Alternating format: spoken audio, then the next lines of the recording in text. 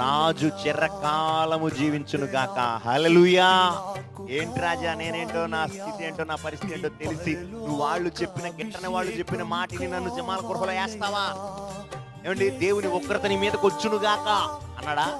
అలా రాజుగారిని ఏమంటున్నాడంటే, గృహలో ఉండి దానియేలు రాజు చిరకాలము జీవించును గాక, నేను నా దేవుని దృష్టికి నిర్దోషినిగా కనబడితిని గనుక ఆయన తన దూతను పంపించి సింహాల నోళ్లను మూసివేసెను. హల్లెలూయా.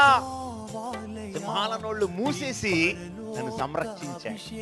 చూడండి ఎలాంటి ప్రార్థన, సింహాల నోళ్లు మూయించగలిగిన ప్రార్థన. ఆ గృహలో సింహాల పక్కనే పడుకున్నాడు, లోపల సింహాలు తిరుగుతున్నాయి, ఒక్క పిల్లల్లాగా అయిపోయినాయి సింహాలు. ఎంత అద్భుతం అండి. అలాంటి ప్రార్థన జీవితాన్ని మనం కలిగి ఉన్నాం.